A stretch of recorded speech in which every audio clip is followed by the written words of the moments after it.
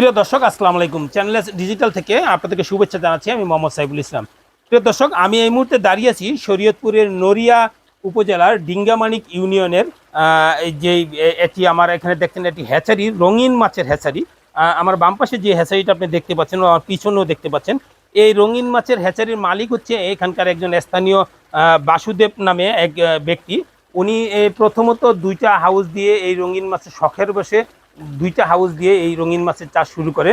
এখন ওনার এখানে 40টি হাউস আছে এবং ওনার এই মাছ শরীয়তপুর সহ বাংলাদেশের বিভিন্ন জেলাতে এই মাছ এখন যাচ্ছে।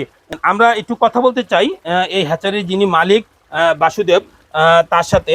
ভাইয়া, আমি একটু জানতে চাচ্ছি যে আপনি যে এই রঙিন মাছের চাষটা, এটা আসলে আপনার মাথায় কিভাবে আসলো? আর এখন আপনি তো ছোট থেকে শুরু করেছেন, এখন শরীয়তপুরে পুরো আলোড়ন সৃষ্টি করেছেন আপনি রঙিন মাছের চাষ করে। তো এখন বর্তমানে এই হ্যাচারির অবস্থাটা কি?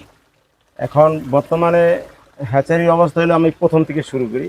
প্রথম আমি দুইটা চৌকাছা করি, একটা ঝাড় করি, এই যে মাছের সাদা মাছের ঝাড়। তো সাদা মাছের ঝাড় করতে যে একটা বায়ু ফুলকের দরকার আমার। উনি বললো একটা বায়ু ফুলক আনো, যে নিয়ে আমার শিখেছে সে বললো একটা বায়ু ফুলক আনো। তো বায়ু ফুলক কিনতে যে কাটাবন, ঢাকা কাটাবন গেছি। কাটাবন যেয়ে আমি দেখি যে কয়েকটা মাছের ভিতরে বাচ্চা। তা আমি বললাম কি, ভাই এই মাছের বাচ্চা এটার ভিতরে কি একসাথে বড় মাছ আর ছোটো মাছ থুইছেন? কয় না, ওগুলিতে বাচ্চা দেয়। তো বাচ্চা দেয়, আমার মাথায় একটু চিন্তা আসলো যে বাচ্চা দেয়, এই মাছের তো আমার দরকার, আমি তো পারি।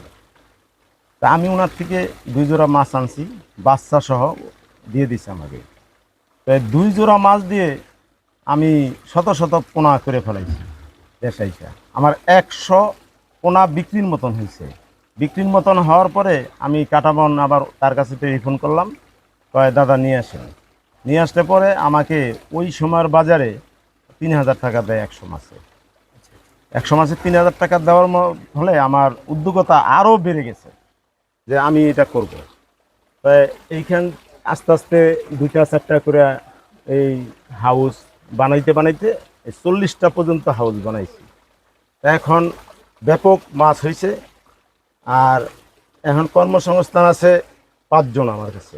এরপরেও বাইরে আরও 2-4 জন লাগলে নিয়ে এলেই আবার জেলে যায়, মানে কন্টিনিউ 5 জন কর্মচারী। তবে কর্মচারী 5 জন আমার থেকে সবসময় 12 মাস কাল বেতন দিতেছি, তার আগেও চলাইতেছি, আমিও নিজে চলতেছি। মোটামুটি আল্লাহ ভালোই রাখছে।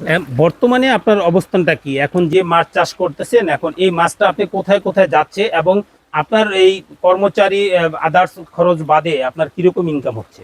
আমার কর্মচারী বাদে আমি নিজে খেয়ে দেয়ে আছি।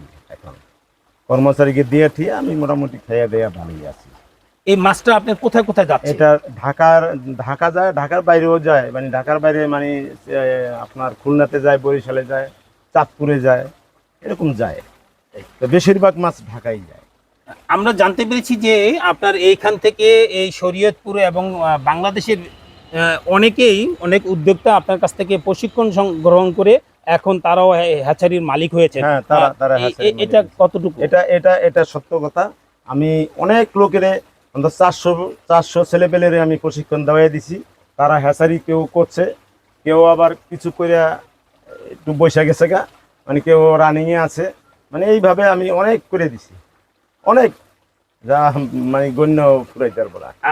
এই বিষয়ে আপনার মৎস্য অধিদপ্তর থেকে, শরীয়তপুরের জেলা মৎস্য অধিদপ্তর অথবা বাংলাদেশ মৎস্য অধিদপ্তর থেকে কি আপনি কোনো ডাক পেয়েছেন বা তাদের কোনো সার্বিক সহযোগিতা পেয়েছেন? না, সহযোগিতা এখন তুই সার্বিক সহযোগিতা পাইনি। ব্যাংক লোন জন্য অনেক চেষ্টা করছি, এখন তুই পাইনি, এই পর্যন্ত পাইনি ব্যাংক লোন।